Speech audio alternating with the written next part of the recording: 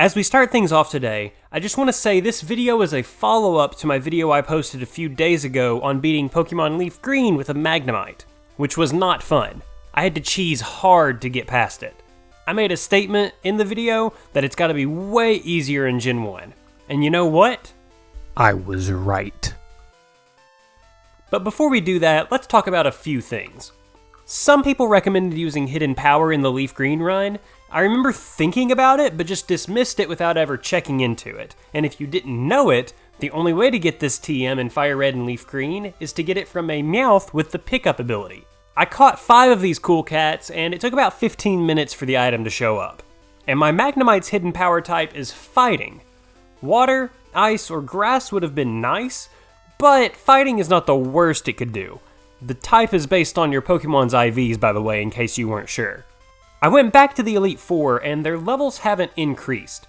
To get them to where their levels jump, you have to get the National Dex by catching 60 Pokemon in Kanto, and that's just not worth my time right now. Bruno's Onixes were a lot easier to deal with this time around, but it certainly wasn't the easiest thing. They still had Earthquake, so I still had to use Double Team to get past them, because Earthquake still wrecks every part of my being. Regardless, it's way easier than before. Takes a lot less time with Hidden Power than it did with Return. The rival battle is a whole lot easier too, but again, it's still not mega easy, just easier. It basically boils down to the same thing. I only used 2 or 3 double teams to get past both battles because it took way too long to actually get past them still.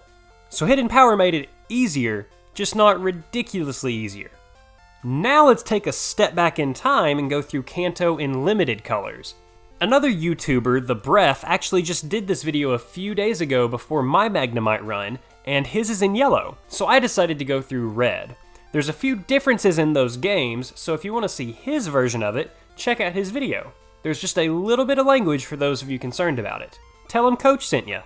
Here's the main reason why I was expecting this to be way easier than in Gen 3. The lack of the special split. Post Gen 1, Magnemite's special attack is great, but special defense isn't. Here, special is just great, and I'm not weak to fighting or fire types anymore. Sure, ground is still not great for me, but before this it was 4 times effective. Now it's just 2 times. The moves are not great though. No hidden power, no return, the attacking TMs all deal recoil damage, so it's not quite as easy as I was expecting it to be. But there's one main TM that is way better in this gen compared to Gen 3, and you may already know what I'm talking about. All the rules are the same. Watch the other video if you really need to know the rules, or just read the screen. Whatever you want. I'm not going to be showcasing every single battle either. I really want to just talk about the main differences in the gyms and special battles if there are any. To start things out, I'm incompetent. I kept my rival's name Charles, but then I named my Magnemite Charles also, instead of Max. This was an X-Men reference for those of you that caught it, and I appreciate you. Magnemite only starts out with Tackle, but I won the first battle because he missed a Growl. Almost lost, but didn't. And while we're here, the reason I didn't give my rival a Charmander in Gen 3, even though Magnemite was weak to fire, I would have absolutely destroyed it with Thunderbolt. Here, I just gave him Charmander, who cares? We know the real Pokemon of interest is the Rhydon at the end of the game. And Brock? Well, yeah, same as the other video. I tried using Tackle to take him out before level 21, but it just wasn't going to happen. Get to level 21, use Sonic Boom. If you don't like it, do it yourself. Misty was way easier this time. Bubble Beam is even a slightly stronger move than Water Pulse from Gen 3, so the battle should have been tougher, but because of that combined special stat, my defense on special was higher, so it was a breeze. Also, literally every single rival battle up to Silphco is easy. It's not difficult in any way, shape, or form. Here's an embarrassing moment. I took on Lieutenant Surge with only 30 HP because I was going to battle him, lose, then come back and actually try. I sped up through the battle and accidentally won. So Surge is easier this time around too. Erica's gym was easier, but it wasn't a complete pushover like Surge's and Misty's. The main thing is Vileplume's Petal Dance. It's a strong move, I get poisoned early in the battle from time to time, and Razor Leaf isn't great because it's going to be a crit every single time. Second time through the gym and I mopped up pretty well. even with her Pokemon resisting Thunderbolt, he gets the job done pretty well. Now we're at an actual challenge. Kinda. The first Giovanni fight wasn't tough in Gen 3, and it's not here either. Sonic Boom is still the go-to move to take out Onix and Rhyhorn.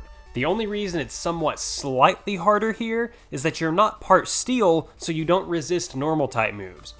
But it's not a hard battle. The Ghost Marowak battle isn't bad this time either, thankfully.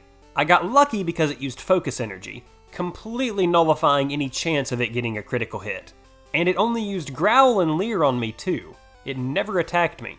The only damage I took was recoil damage from Double Edge.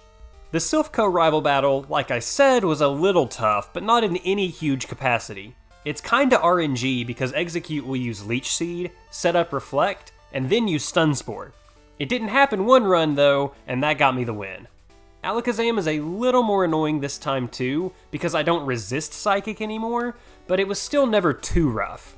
Giovanni's second battle is finally a real challenge. I just couldn't cut it at this level, and Double Edge being the only attack I had to hit it, meant the recoil damage was super real. I jumped around and leveled up to get past him. Koga's battle could have been harder because I'm no longer immune to poison types, but the only thing that got me during the battle was Weezing using Toxic, and I even took it out before I could even take poison damage. At level 50, now with Screech, I can weaken Rhyhorn enough to then use Double Edge, and it doesn't absolutely ruin me. If I couldn't use Thunderbolt on Nidorino or Kangaskhan, I would not have enough HP to beat him. I won here with 7 HP left. Rhyhorn sometimes hits with Tail Whip, and if Nidoqueen uses any moves other than Scratch and Poison Sting, you're gonna have a really bad time. Believe it or not, I didn't beat Sabrina the first time through. Her battle all depends on the moves she uses.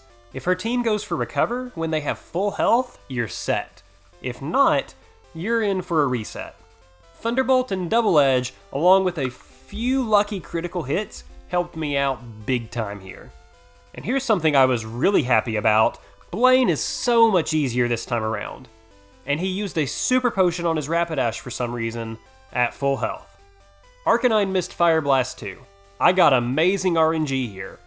Pretty awesome if you ask me. And now, here's where I had to get a little fancy. The trainers in Giovanni's gym weren't as tough as before, but the battle with him was still awful. The good thing is that his first Rhyhorn doesn't have a ground move.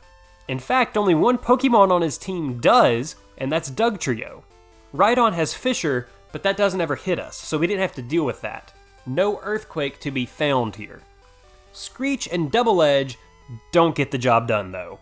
Rhyhorn doesn't hit way too hard, but Tail Whip is a bad move to get, and if Dugtrio beats you in the speed stat, it's gonna use Dig every time. I used Mimic, which in Gen 1 is super underrated. Mimic only run, coming at you down the road. Be on the lookout for it. The best move for me to Mimic here is Stomp, because it's the hardest hitting move, and it doesn't deal recoil damage to me either. I tried mimicking Horn Drill a few times, but it just wasn't accurate enough. I wanted to win the battle using Horn Drill, but I have other things to do. Fury Attack isn't awful, but you need to get 5 hits every single time for it to be worth anything. What's super unfortunate is that I had to hit level 67 to beat Giovanni. But compared to level 80 something in Gen 3, this is way better.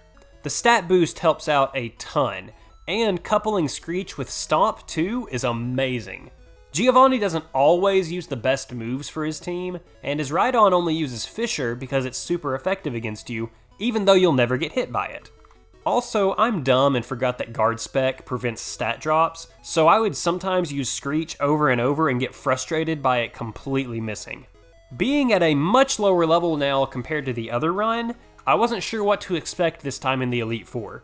But before we even get there, let's talk about this rival battle. I won first try. I did the exact same thing on his Rhyhorn that I did with Giovanni's. The only thing that hurt me was his Alakazam, but that was literally the only problem here. Lorelei? Super easy. Thunderbolt 6 times. Even Jinx is easier to deal with here. It was never tough before, but you get what I'm saying. Now the penultimate moment you've been waiting for. Bruno and his Onix. Onix's moveset isn't great. It doesn't have Earthquake, thankfully, but it does have Harden, and Bruno likes to use X-Defense, so I would often use Scratch and then it would negate it, but after a while it locked itself into Rage. I had the option of mimicking Rock Throw and Slam does way more damage than Rock Throw. I didn't know this at the time and picked Rock Throw, so I picked the move that doesn't do nearly as much damage and still won the battle. His second Onyx is super weak too. It hit me a lot more than the first one, but then got itself stuck in Rage, basically giving me the win. His fighting types aren't super effective on me either, and that was nice. I took them out with one Thunderbolt anyways though, so that wouldn't have made a difference at all. I took on Agatha without even healing. Straight up gangster. Lance isn't bad either. Just like last time. And now for the rival battle. His Pidgeot is lower level than me, but only by 10 levels. It's faster, but it goes for Mirror Move most of the time, meaning it never hits. His second Pokemon is Alakazam, and I got a really good idea here. Mimic Psychic to go off of my high special attack. Alakazam sometimes uses Psychic, sometimes Recover. It's RNG based on what you're gonna get. With Psychic in my moveset, Rhydon was so easy. I didn't have to worry about anything. And it doesn't have Earthquake either, which is very nice. Also, here's something I didn't even mention in the last video. The Pidgeot using Feather Dance is bad, but you always take a cut in your attack from Arcanine's Intimidate ability. That's another reason why this is so much easier here in Gen 1. Exeggutor is annoying. It takes a few hits and can deal some damage to you, but it's not awful. And since Charizard is weak to Thunderbolt, it goes down in one hit. Oh, wait. Fire Spin stopped me that time. It goes down in one hit. No, it lived that time. It goes down in one. Oh, come on! It goes down in one hit. First try. And yes, you can beat Pokemon Red with just a Magnemite. Told you it was easier than in Gen 3. I only had to be level 72 compared to level 100. That's a huge level gap. Mimic is such a good move if you're ever struggling in Gen 1. And I let this Magnemite evolve since the other one didn't get a chance to. I plowed through this video. I was talking with one of my friends about it.